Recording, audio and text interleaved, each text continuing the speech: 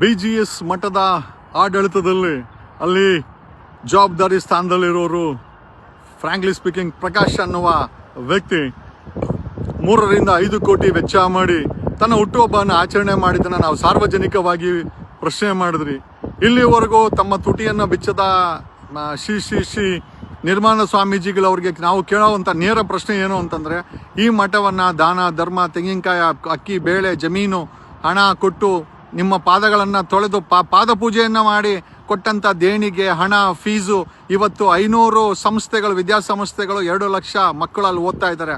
ಪ್ರಶ್ನೆ ಏನಪ್ಪ ಅಂತಂದರೆ, ಈ ಒಂದು ಸಮುದಾಯದಕ್ಕೆ ಒಳ್ಳೇದು ಮಾಡೋಕ್ಕೋಸ್ಕರ ಕಟ್ಟಿದಂಥ ಈ ಮಠದಲ್ಲಿ ಇವತ್ತು 5 ಕೋಟಿ ಕೊಟ್ಟು ಹುಟ್ಟುಹಬ್ಬಗಳನ್ನು ಆಚರಣೆ ಮಾಡ್ಕೊಂಡು ಓಡಾಡೋದು ಇಂಪೋರ್ಟೆಡ್ ಕಾರುಗಳಲ್ಲಿ, ತಿನ್ನೋದು 5 ಸ್ಟಾರ್ ಹೋಟ್ಲಿನ ಊಟದ ಸ್ಟ್ಯಾಂಡರ್ಡ್ಸು, ಜೀವನ ಮಾಡೋದು 5 ಸ್ಟಾರ್ ಹೋಟ್ಲಿನ ಈ ರೀತಿಯ ಪರಂಪರೆ ಒಕ್ಕಲಿಗ ಸಮುದಾಯಕ್ಕೆ ನಿಜವಾಗ್ಲೂ ಅವಶ್ಯಕತೆ ಇದೆಯಾ ಅಂತ ಈ ಮೂಲಕ ನಿಮ್ಮನ್ನು ಕೇಳುತ್ತಾ, ನಾನು ನೇರವಾಗಿ ಕೇಳೋದೇನಂತಂದರೆ, ಶ್ರೀ ನಿರ್ಮಾಣ ಸ್ವಾಮೀಜಿಯವರೇ ದಯಮಾಡಿ ಈ ಒಂದು ಸಮುದಾಯದ ಜನಗಳಿಗೆ, ಒಕ್ಕಲಿಗರಿಗೆ ಈ ಮಠದಲ್ಲಿ ಆಮದಾನಿ ಏನು ಬರ್ತಾ ಇದೆ, ಇದಕ್ಕೆ ಯಾರ್ಯಾರು ಖರ್ಚಾಗ್ತಾ ಇದೆ, ನಿಜವಾಗ್ಲೂ ಈ ಒಂದು ಮಠ ಕಟ್ಟಿದ್ದ ಉದ್ದೇಶ ಏನು ಅಂತಂದರೆ ಬಡವರಿಗೆ, ಸಮುದಾಯದ ಬಡವರಿಗೆ, ನಿರ್ಗತಿಕರಿಗೆ, ಆಮೇಲೆ ಎಕನಾಮಿಕಲಿ ಬ್ಯಾಕ್ವರ್ಡ್ ಅವ್ರಿಗೆ ಒಳ್ಳೇದಾಗಲಿ, ಅವ್ರ ಮಕ್ಕಳಿಗೆ ಸೀಟ್ ಸಿಗಲಿ ಅಂತ. ನಮ್ಮ ಪ್ರಶ್ನೆ ಏನಪ್ಪ ಅಂತಂದರೆ, ಯಾರಿಗಾದರೂ ಈ ಒಂದು BGS ಮಠದಿಂದ, ಆ ವಿದ್ಯಾಸಂಸ್ಥೆಗಳಿಂದ ಯಾರಿಗಾದರೂ ನಿಜವಾಗ್ಲೂ 50% ಡಿಸ್ಕೌಂಟಲ್ಲಿ ಸೀಟ್ಗಳು ಸಿಕ್ಕಿದೆಯಾ?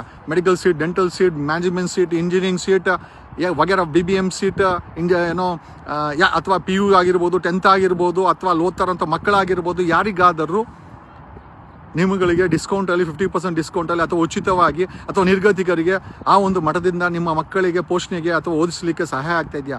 ಸಹಾಯ ಆಗ್ತಾ ಇದೆ, ದಯಮಾಡಿ ಅಲ್ಲಿ ತಿಳಿಸಿ. ಯಾಕೆ ಅಂತಂದರೆ, ನಾವು ಮಠವನ್ನು ಪ್ರಶ್ನೆ ಮಾಡ್ತಾ ಇದ್ದೀವಿ ಸಾರ್ವಜನಿಕವಾಗಿ. ನಮಗೆ ಲೆಕ್ಕಾಚಾರ ಕೊಡಿ. 500 ಸಂಸ್ಥೆಗಳಿಂದ ಆಮದಾನಿ ಏನು ಬರ್ತಾ ಇದೆ, ಡೊನೇಷನ್ಸ್ ಏನು ಬರ್ತಾ ಇದೆ, ಭಕ್ತಾದಿಗಳು ಕೊಡ್ತಾ ಇರೋಂಥ ಡೊನೇಷನ್ಸ್ ದೇಣಿಗೆ ಆಗಿರ್ಬೋದು, ಪಾದಪೂಜೆಗಳ ಹಣ ಆಗಿರ್ಬೋದು, ಎಲ್ಲೂ ಹೋಗ್ತಾ ಇದೆ?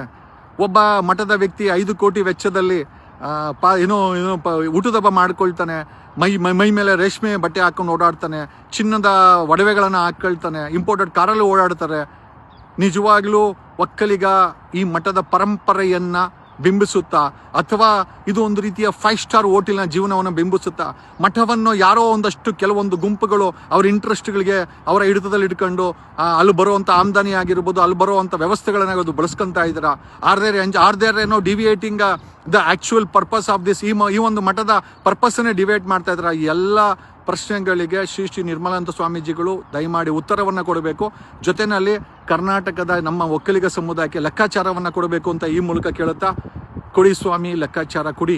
ನಾವು ಕೇಳ್ತೀವಿ, ನೀವು ಅದನ್ನು ಕೊಡಲೇಬೇಕು. ಯಾಕೆ ಅಂತಂದರೆ, ಇದು ಯಾರೋ ಒಂದಷ್ಟು ಗುಂಪಿನ ಅಥವಾ ವ್ಯಕ್ತಿಗಳ ಮಠವಲ್ಲ.